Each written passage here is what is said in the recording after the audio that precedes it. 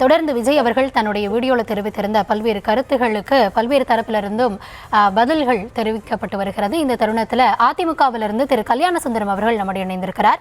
Sir வணக்கம், இணைப்பில் வந்ததுக்கு முதல்ல நன்றி.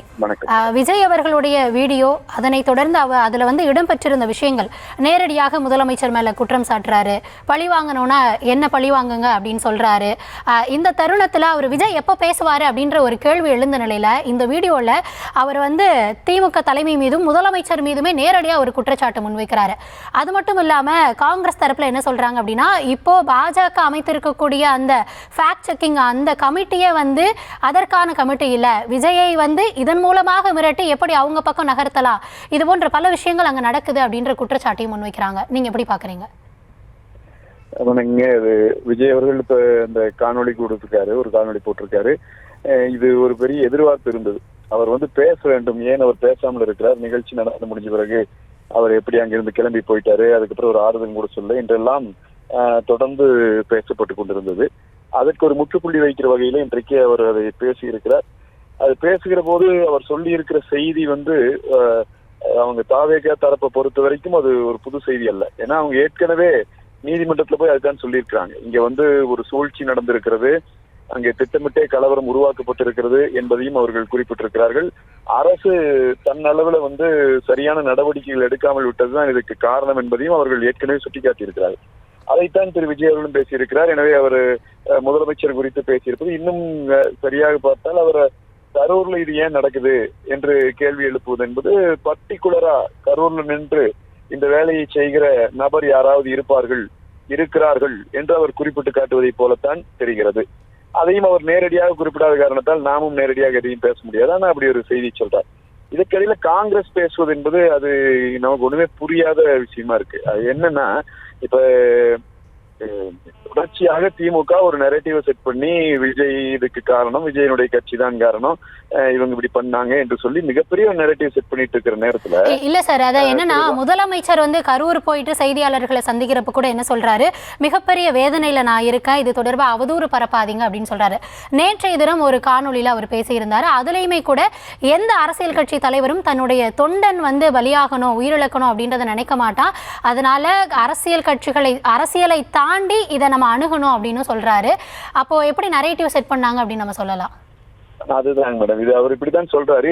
உண்மையா பார்த்தா இதை அரசியல் படுத்தி இருக்க வேண்டிய எதிர்கட்சிகள் உண்மையில அரசியல் செய்யாமல் ஒரு மனிதாபிமானத்தோடு நடந்து கொண்டார்கள். எங்களுடைய எதிர்கட்சி தலைவர் 2 முறை செய்தியாளர் கேட்டபோது கூட அவர் அதைத்தான் சொல்லிவிட்டு நகர்ந்தார், இது இதுக்கான நேரம் இல்லை, விமர்சிக்கிறதுக்கான நேரம் இல்லைன்னு.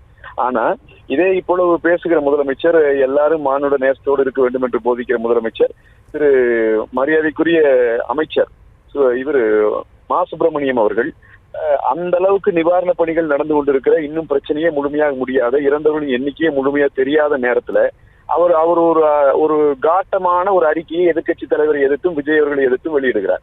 ஒரு அமைச்சர் முதல்ல நிவாரண பணியை பார்க்கணுமா, அரசியல் கேள்விகளுக்கு பதில் சொல்லிட்டு இருக்கணுமா, இல்ல அரசியல்ல புது கேள்வி அவர் வச்சுட்டு இருக்கணுமா? அன்னைக்கு ஏன் முதலமைச்சர் கேட்கல, இது தப்பு, அரசியல் பண்ணாதீங்கன்னு மா சுப்பிரமணியத்தை அல்லவா முதலமைச்சர் நிறுத்தி இருந்திருக்க வேண்டும், அல்லது மா சுப்பிரமணிய அறிக்கை அல்லவா அவர் திரும்ப பெற்று இருக்க வேண்டும். அப்படின்னா நான் இப்படியே பேசிட்டே இருக்கிறேன், நீங்க உங்க பாட்டுக்கு அரசியல் நடத்துங்க என்று சொல்லி அமைச்சர்களை மட்டுமல்ல கடைநிலையில இருக்கிற தொண்டர்கள் வரைக்கும் ஒரு நெரேட்டிவ் செட் பண்றதுக்கு இவர் தூண்டி விட்டு இருக்கிறார் முதலமைச்சர் என்பது வெளிப்படையான குற்றச்சாட்டு. இது நானே என்னுடைய குற்றச்சாட்டாக வைக்கிறேன். இப்ப காங்கிரஸ் கேள்விக்கு நாம் வருகிற போது, காங்கிரஸ் இப்ப ராகுல் காந்தி அவர்கள் விஜய் அவர்களை சந்தித்து பேசிய அலைபேசியின் மூலமாக பேசினார் என்று ஒரு செய்தி தொலைபேசியில பேசினார்னு ஒரு செய்தி வந்துச்சு இல்லைங்களா, அதை அவங்களும் மறுக்கல.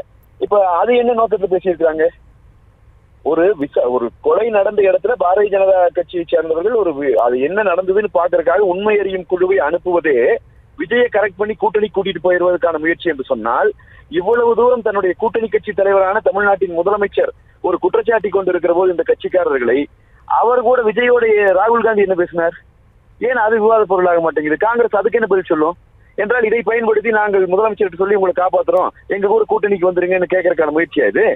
அப்படி ஒரு சந்தேகம் வரலாம்ல. எனவே இதை முழுக்க அரசியலாக பார்த்து, அரசியலாகவே இது முழுக்க அரசியல் படுத்திக் கொண்டிருப்பதே திமுகவும் அதனுடைய கூட்டணி கட்சிகளும் தான்.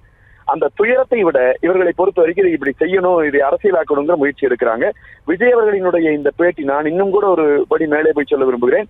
நேற்றைய தினம் விஜய் அவருடைய கட்சியில ஒரு நிர்வாகி தற்கொலை செய்து கொண்ட செய்தியை பார்க்கிறோம். அப்ப விஜய் போன்ற ஒரு தலைவர் வந்து ஒரு கட்சிக்கான தலைவரா இருக்கிற போது இதையெல்லாம் முதல்ல நிறுத்த சொல்லி அவர் என்ன துயரத்தில் இருந்தாலும் அவர் வந்து நம்பிக்கை கொடுத்து இந்த மாதிரியான நிகழ்வுகள் ஈடுபடாதீங்கன்னு ஒரு அறிக்கை அவர் கொடுக்கணும். அவர் பேசணுங்கிற எதிர்பார்ப்பு இருக்குது. அப்ப ஏன்னா ஒரு கட்சி அவன் எந்த அளவுக்கு மன அழுத்தத்தில் இருந்தா தற்கொலை பண்ணிக்குவார்னு பாருங்க. இப்போ அவருடைய வீடியோல நம்ம எதிர்பார்த்ததே அந்த 41 பேரின் குடும்பங்களுக்கு, தாவேக்க தொண்டர்களுக்கு, இல்ல ஒட்டுமொத்தமாக இந்த நிகழ்வை அடுத்து நம்ம எல்லாருமே எதிர்பார்க்கிறோம் இல்லையா, ஒரு கன்சோல் பண்ற மாதிரி இல்லைன்னா ஆறுதல் படுத்தும் விதமாக அந்த வீடியோ அமையும் அப்படின்னு பார்க்கிறப்போ அதுல முதலமைச்சரை குற்றம் சாட்டி முன் வச்சிருக்காரு. நீங்க சொல்ற மாதிரியே இந்த நிகழ்வை அரசியலாக்குவது யார்? நிச்சயமா திமுக தாங்க அரசியலாக்குது. விஜய் அவர்கள் இரங்கல் தெரிவிக்கிறது அதெல்லாம் என்னங்கிறது எங்களுக்கு தெரியாது. அவர் இரங்கல் தெரிவிக்க வேண்டும், அவர் அந்த மக்களோடு நிற்க வேண்டும் என்பதெல்லாம் எல்லாருடைய எதிர்பார்ப்பு. அது எங்களுடைய எதிர்பார்ப்பும் கூட. எல்லாரும் அதுதான் நினைக்கிறாங்க. அதை அவங்க எப்ப செய்வாங்க செய்ய மாட்டாங்கிறது ஒரு பக்கம் இருக்கட்டுங்க. அவங்க வந்து ஒரு தனி கட்சி. ஆனால் நான் அரசியல் நடத்துகிற முதலமைச்சர் இவ்வளவு தூரம் இந்த கொடுமையான இவ்வளவு பெரிய துயரம் நடந்திருக்கிற போது அந்த கட்சி ஒரு பெரிய நேரட்டிவே செட் பண்ணிட்டு இதுக்குள்ளேயே இப்படி அரசியல் பண்ணிட்டே சுத்தி கொண்டிருப்பது என்பது நேற்று அன்பில் மகேஷ் அவர்களினுடைய அறிக்கை, அதுக்கு முன்னாடி மா சுப்பிரமணியம் அவர்களினுடைய அறிக்கை, இதெல்லாம் இவ்வளவு காட்டமா வந்து கொண்டு இருக்கும்போது முதலமைச்சர் அப்படியே ரொம்ப அரண் சார்ந்த அறிக்கை விடுவதை போல அவர் பேசுவது எல்லாம் வந்து மக்கள் நம்பும்படியாகவும் இல்லை. நீங்கள் செய்து கொண்டிருப்பது சரியான அரசியலும் இல்லை என்பதுதான் எங்களுடைய பார்வை. இதை இப்போ விஜய் அவர்களை பொறுத்த வரைக்கும் குறைந்தபட்சம் அந்த தற்கொலை செய்து கொண்ட அந்த நிர்வாகியை குறிப்பிட்டாவது இனிமேல் தொண்டர்கள் இந்த மாதிரி நிகழ்வுகளில் ஈடுபடக்கூடாது என்பதை அவர் சொல்ல வேண்டும். அது ரொம்ப ரொம்ப அவசியமானது. அதை கூட அவர்கள் சொல்லாமல் இருப்பது என்னன்னு புரிய மாட்டேங்குது. எந்த அளவுக்கு அவங்களுக்கு இதுல அனுபவம் இருக்குது என்பதே தெரியாத அளவுல தான் இருக்கு. சார், தொடர்ந்து எழக்கூடிய குற்றச்சாட்டு அதானே, களத்தில் வரப்போ அவங்க இன்னும் அரசியல் ஆக்கப்படலை, இன்னும் அந்த அனுபவம் இல்லை, அதோட வந்து தொண்டர்களை சந்திக்க வரும் பொழுது இது போன்ற ஒரு மனநிலையோடு அவங்க நடந்துக்கிறாங்க அப்படின்றதான் தொடர்ந்து வைக்கக்கூடிய குற்றச்சாட்டாகவும் இருக்கிறது. நிச்சயமாங்க அவங்களுக்கு அனுபவமின்மைங்கிறத நானும் ஏத்துக்கிறேன். அது அனுபவமின்மைங்கிறது அவங்களோட இந்த நடவடிக்கையில பல இடங்கள்ல வெளிப்பட்டு இருக்கு. அது உண்மை. நன்றி சார். இந்த தருணத்தில் இணைப்பில் வந்து உங்கள் தரப்பு பார்வை பகிர்ந்து கொண்டமைக்கு மிக்க நன்றி. மிக்க நன்றி.